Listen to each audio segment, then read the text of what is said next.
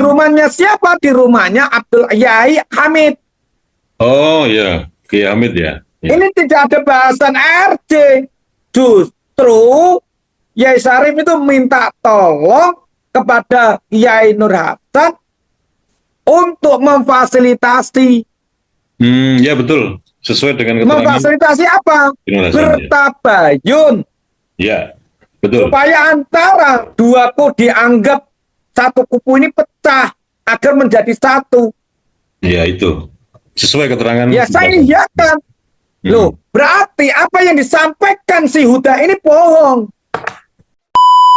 Si Huda ini ditanya salah satu kiai keturunan dari Sidogiri yang namanya Sayyid Ahmad, ditanya, Hud, itu kok bisa makamnya hancur, bangunannya hancur, gimana? Dia menjawab dengan tegas, jangan dipikirkan Kiai, itu saya yang bertanggung jawab penuh bila terjadi apa-apa. Ternyata nol besar. Jadi yang jadi pengkhianat itu siapa di sini kan itu. Saya bisa mempertanggungjawabkan ucapan saya ini di dunia dan akhirat ya, bahkan hukum ya. Langsung saya buka saja. Jadi, Assalamualaikum Gus Tom, kemudian Gus Naim kali Pak Kian Sori. Nah, Waalaikumsalam warahmatullahi wabarakatuh. Kemarin saya memang ada pernyataan-pernyataan yang itu harus diklarifikasi panjenengan sedanten tentang kalau pertanyaan sudah masuk ranah hukum udah clear sebetulnya, tapi kenapa ini kok diungkit-ungkit lagi dengan Gus Huda supaya ini clear semua nggih? Kita tidak ada upaya ingin seperti apa, cuman biar semua ini terang benderang duduk perkara yang sebenar-benarnya. Saya awali mungkin apa dulu nih? Gus Naim atau Gus Tom dulu. Oke, monggo. Silakan.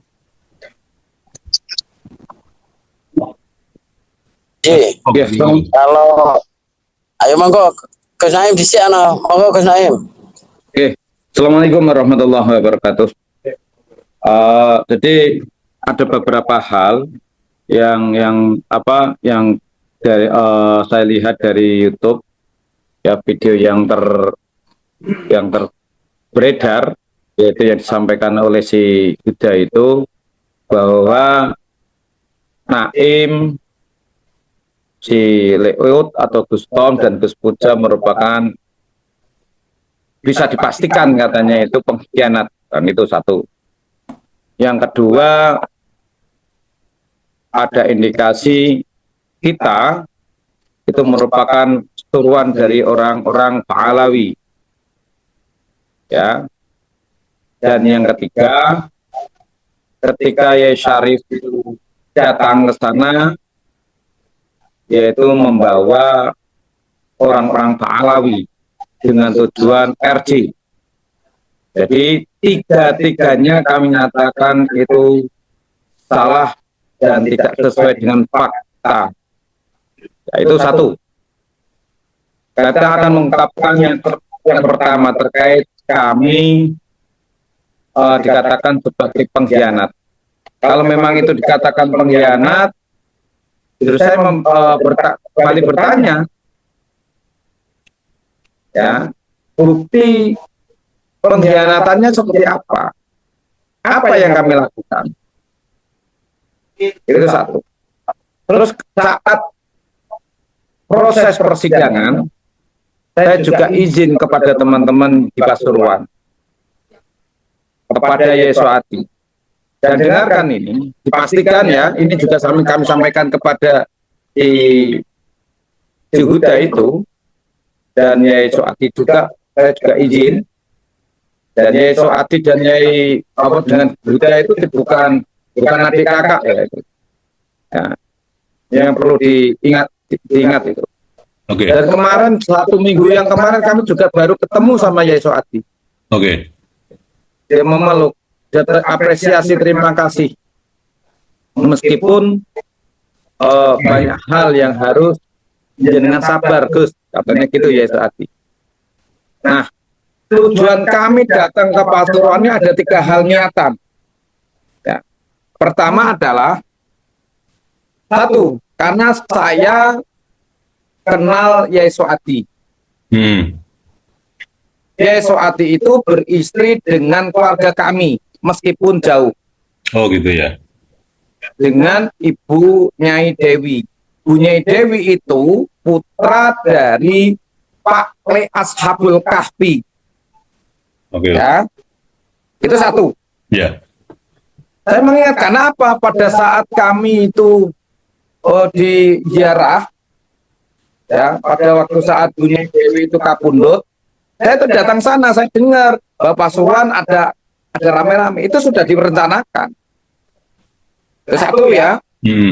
Yang kedua niatnya satu, karena saya PWI. Oke.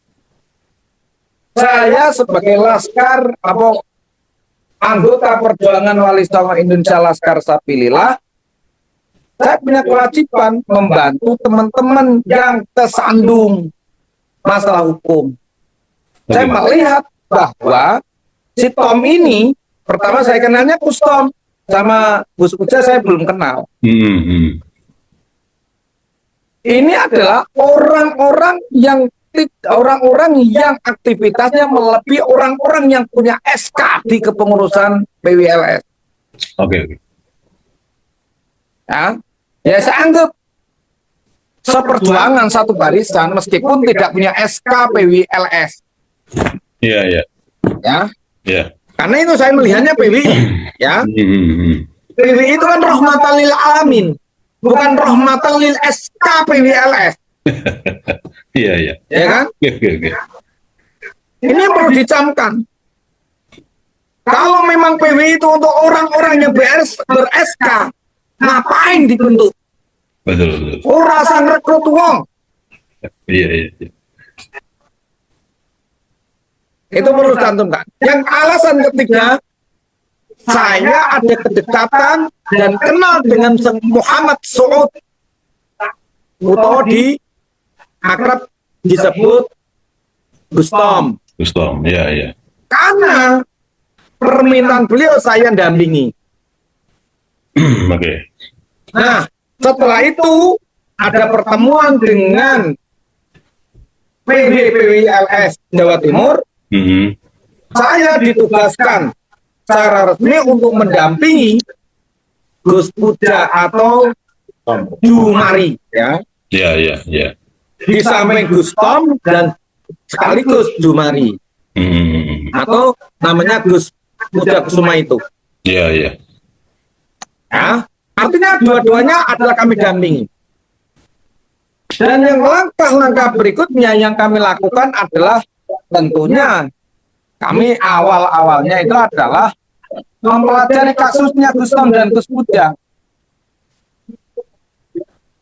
Karena kami melihat dari awal ini kejanggalan. Dan bukan hanya seorang Gus Tom dan Gus Puja yang melakukan, kalau itu dianggap perusakan. Iya. Tetapi sebelumnya juga sudah dilakukan oleh orang lain. Dan sekali lagi bukan Gus Puja dan Gus Tom. Jadi Gus Puja dan Gus Tom itu adalah pelaku di akhir. Jadi sudah rontok Kalau duluan itu kan? Perusakan. Rumahnya udah rontok duluan itu kan? Iya. Betul. Oke. Nah itu. Nah ini karena saya ditugas ada 3 hal tadi ya. Karena kenal Yai Soati karena keluarga juga. Yang kedua adalah karena PWI. Yang ketiga karena Gus Tom. Saya mendampingi awal itu. Dan saya juga izin. Tempat saya ke Musbes atau ke Mabes. Mabes itu tempat markas besarnya PWLS Pasuruan. Yaitu di rumahnya Pak Domo. Itu juga musyawarah. Dan mereka semua, termasuk si Huda, CS itu semua mengiyakan welcome pada saat itu. Kami nggak tahu kalau di belakangnya itu Grawuk, saya nggak tahu.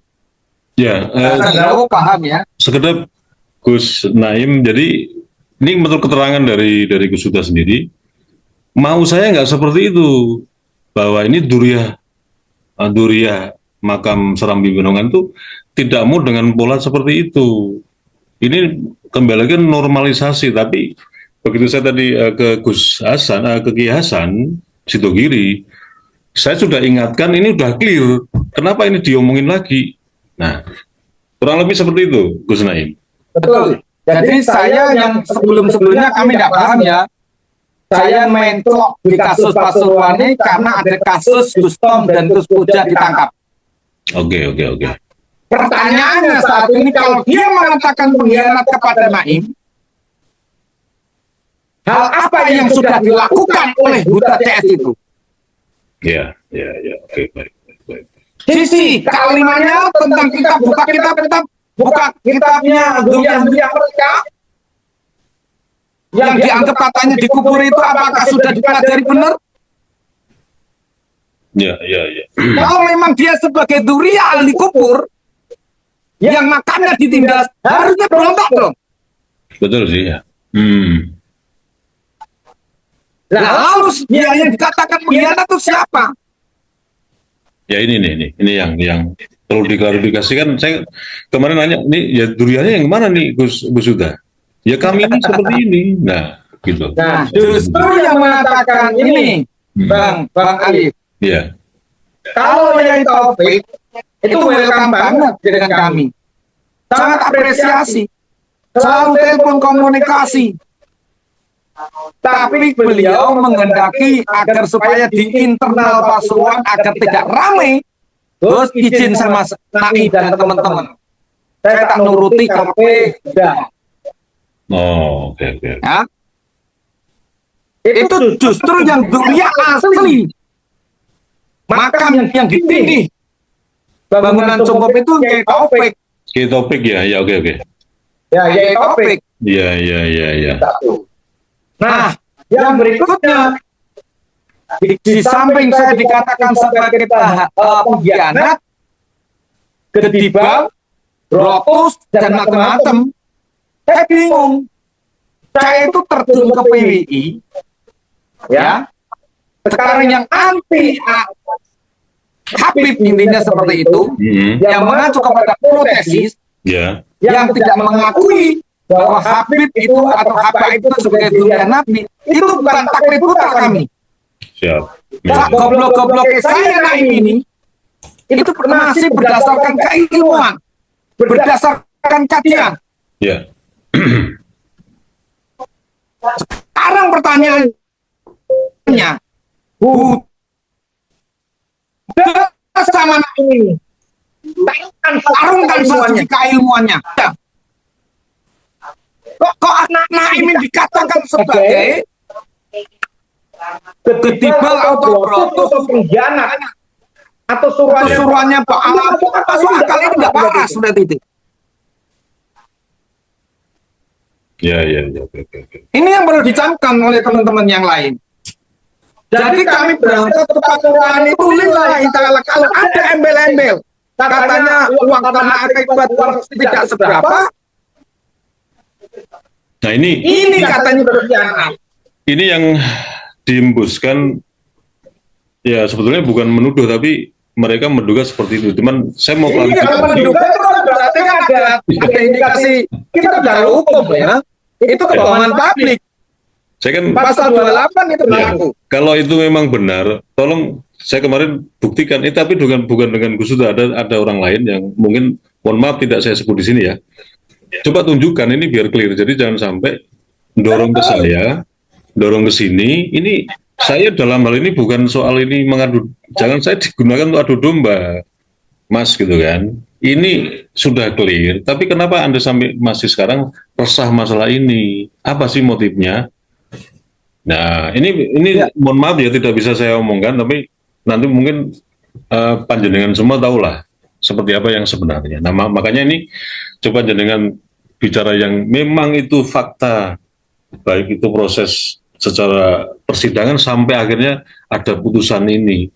Kok masih ada pihak lain yang mohon maaf kemarin protes seperti itu. Ngoten. Justru kami malah mempertanyakan siapa yang bermain di permasalahan ini. Ya patut diduga orang-orang yang ada di sana, bukan kami. Kan gitu. Logikanya kan logika berpikirnya kan seperti itu. Ya, jangan main-main. Ya. Kalau memang dia itu menuduh, mendarani atau ngarani bahasa Jawa nih, Mengklaim Naim itu menerima uang tidak seberapa, uang dari siapa, jumlahnya berapa, dikasihkan ke siapa, ke rekening kah atau cash kah, ada buktinya enggak, ada saksinya enggak, monggo dibuktikan semua. Kami siap bedah. Iya. Ya. Iya. Rekening korannya ada. Siap.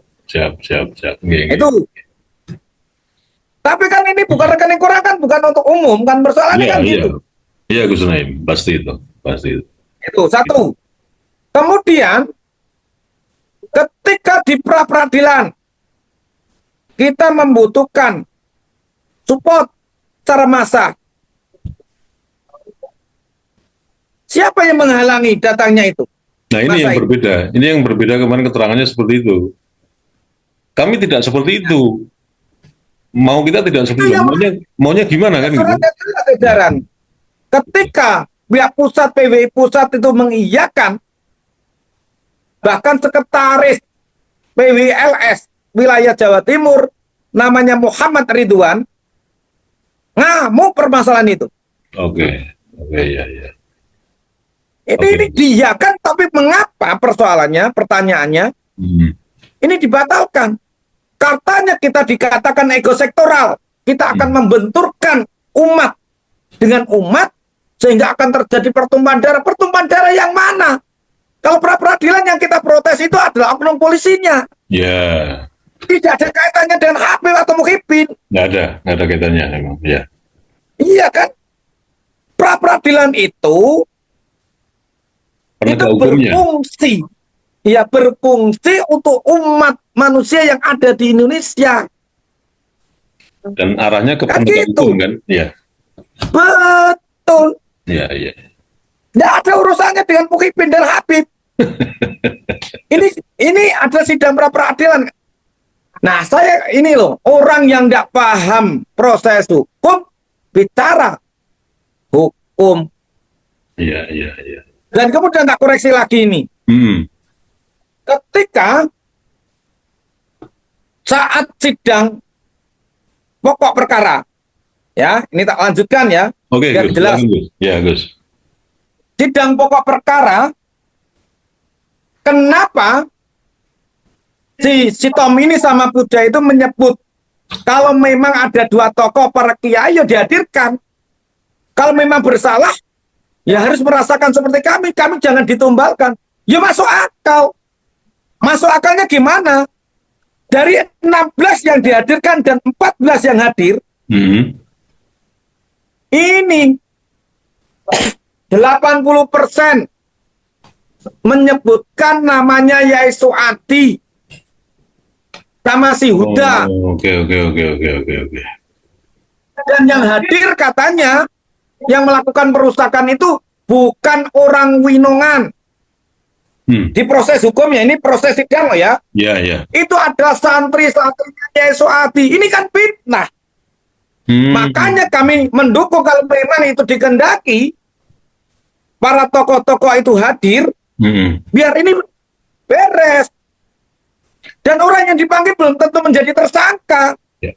Tapi saat itu memang Gus ya, kan? Gus Huda memang ada potensi dipanggil ya sebagai saksi waktu itu. Ya potensi, karena semua saksi dari mereka yang dihadirkan tidak main-main, 14 orang yang hadir loh. 14 orang ya. Ini selalu menyebut dia. Dan di videonya jelas ada Huda. Ya. Kalau Yesuati tidak ada. Gitu loh. Oke. Jadi sudah. Nah, ini kan menjadi aneh ketika dia itu mau katanya itu saking orang ketakutan. Orang yang lari dari tanggung jawab. Seperti itu. Ini beda dengan apa yang dikatakan sebelum pasca atau sebelum kejadian. Saya melihat dari videonya loh ya, rekaman video banyak. Iya, betul. Terus dikatakan juga ini tak sambung lagi. Katanya tidak kenal Gustom. Ya, kalau memang Gustom kayaknya tidak kenal. Pada saat itu kenalnya pada saat itu.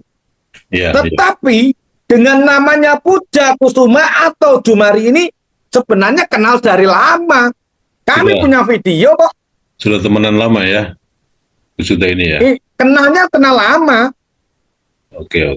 Ini menurut pengakuan dari Gus Puja.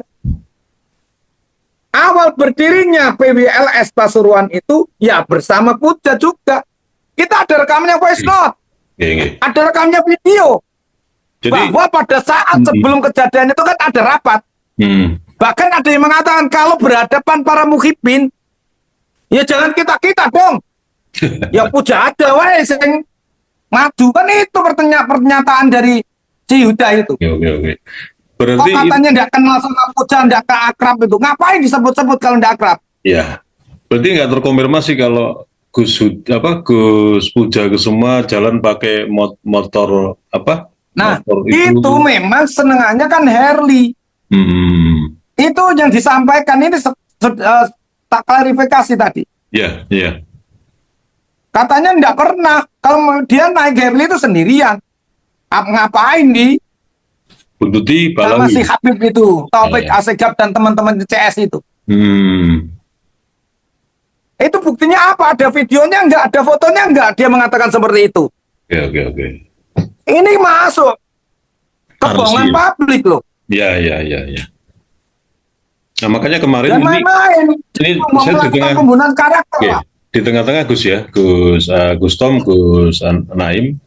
Ini gimana Gus? Ini tidak berbahaya nih seperti ini. Karena saya kan di telepon terus, tolong Mas itu sampaikan. Ini tanggung jawab nanti siapa? Karena ini sensitif sekali. Tapi saya sebelumnya emang ngomong dengan beberapa pihak gitu loh. Ya sudah Mas, lakukan aja. Nanti biar diklarifikasi supaya ketahuan siapa sebetulnya yang sebagai pengkhianat sebetulnya. Kalau saya pribadi, secara subjektif, saya melihat Gus Puja Kusuma ini luar biasa. Orang menjalani seperti itu tidak gampang, Gus Naim. Itu. Ya, Bang Arif. Pada saat pra-peradilan itu kami masih di grup namanya Rebon Winongan itu. Iya. Dan sempat si Huda ini tak ajak mubahalah kalau memang saya dikatakan sebagai penyusup orang yang akan menjerumuskan orang-orang Pasuruan. Tak suruh kita ajak untuk sumpah. Oh, sebetulnya ada ya. Mubahalah. Nggak berani Huda itu. Oke. Iya. Katanya jawabannya, ngapain kita harus ikut-ikut kebiasaan Habib? Brengsek itu namanya kan. Oke. Oh sumpah itu orang kebiasaannya Habib. Siap. Oke. Yang berikutnya tak lanjutkan biar nanti selesai saya tak ikuti kegiatan itu, memastikan ada kegiatan soal. Siap. Yang berikutnya Bang Arif. Siap. Ketika si Huda itu mengatakan ya Yai Syarif itu mendatangi Huda itu katanya dengan Pak Alawi. Ya kan? Ya betul. Dengan tujuan restoratif justice atau RJ. Itu enggak ada. Yang diajak Yai Syarif itu satu, Kiai Nur Hasan Al-Ghazi Sidogiri. Oh alah, tadi barusan saya konfirmasi itu. Iya makanya itu. Yang kedua, Kiai Halim. Oh, oke. Brebes, Pasuruan. Yang ketiga, ini Naim. Oke. Yang keempat, ada Hanif. Ada Hanif ya. Yang kelima, ada Gus Fadoli. Yang berikutnya ada Rudi atau Alvin. Alvin, ya. Oke. Di rumahnya siapa? Di rumahnya Abdul Yai Hamid. Oh ya, Kiai Hamid ya. Ini tidak ada bahasan RJ. Justru Yai Syarif itu minta tolong kepada Kiai Nur Hasan untuk memfasilitasi. Ya betul. Sesuai dengan keterangan. Memfasilitasi apa? Bertabayun. Ya, betul. Supaya antara dua kubu dianggap satu kubu ini pecah agar menjadi satu. Ya itu. Sesuai keterangan. Ya saya iyakan. Loh, berarti apa yang disampaikan si Huda ini bohong. Ya. Loh, berarti Kiai Nur Hasan, Kiai Halim, Naim, Hanif, Gus Fadoli, Alvin itu Pak Alawi. Nah, kakek aneh dia. Oke. Oke, sekali lagi, Kiai Nur Hasan tadi sudah saya konfirmasi, ini sudah clear, Mas. Ya apa diungkap meneh, aduh. Itu tadi seperti itu. Ya ini saya paham. Ini bahasa psikolog ya. Oh, wong wis ora duwe rai. Artinya wis ora duwe rai. Orang yang tidak punya malu akhirnya cari-cari masalah. Oke. Ya semoga Allah Subhanahu wa taala wa Rasulullah sallallahu alaihi wasallam ya tidak meridhoi apa yang sudah dilakukan dan mendoakan kami dan mendoakan si Huda itu, khususnya Huda, agar hancur lebur dengan pola tingkah lakunya yang jahat menurut kami. Siap. Berarti ini sudah kami clear, selalu mengerim. Ini sudah clear. Jadi memang kemarin yang saya posting itu sedikit banget bisa dikonfirmasi dengan data-data atau bukti atau saksi. Jadi pemirsa juga akhirnya sekarang bisa berpikir, menyimpulkan sendiri seperti apa sebetulnya yang terjadi. Yang kemarin kasus tentang Serambi, makam Serambi di Winongan, yang mengklaim ini mengklaim itu, tapi yang sebetulnya pejuang ya, yang kita lihat sekarang ini yang sudah menjalani proses hukum yang tidak gampang itu dan udah diputuskan, makanya sekarang betul seperti itu kurang lebihnya. Artinya gini Kang, Bang Arif. Jadi kalau kita sebenarnya Naim itu bicaranya kan sisi hukum, tapi saya itu direm sama teman-teman, sama kiai-kiai. Ya, artinya apa? Apakah si Huda itu lupa dengan kaidah al-fitnatu asyaddu minal qatl? Fitnah itu lebih kejam daripada pembunuhan. Apa lupa dengan kaidah itu? Apakah dia lupa juga qulil haq walau kana murran itu juga apakah lupa? Ganti Gus Tom, Gus Danana, Gus Tom. Nggih, monggo Gus. Monggo Gus Tom. Siap. Monggo Gus. Jadi kedengaran nggih? Kedengaran Gus. Siap. Perlu saya tambahi, panitia. Jadi undangan yang datang ke saya itu undangan tahlilan. Panitia yang tertulis Huda dan Gus Suwadi. Ya, makanya saya heran kok yang jadi panitia, terutama Huda ini yang hadir di situ. Kalau Gus Suwadi kan nggak hadir.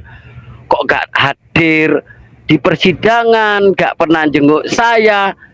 Tahu-tahu saya akhirnya terjawab dari Gus Naim dan teman-teman yang menjenguk saya, yang di persidangan memfitnah kami, memfitnah saya, mendapat uang dan begundal Pak Alawi. Itu kan sangat kejam sekali ya.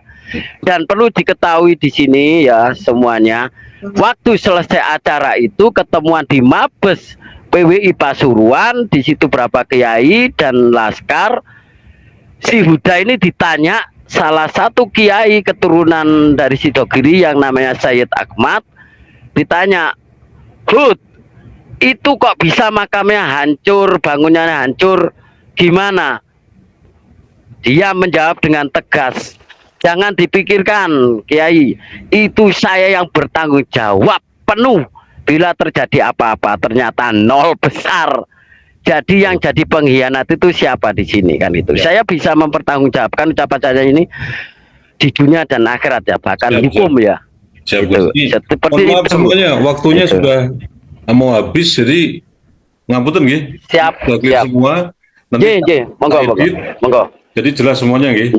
Niki siap. Tentenipun nggih. Saja. Wassalamualaikum warahmatullahi wabarakatuh. Waalaikumsalam warahmatullahi wabarakatuh. Salam perjuangan.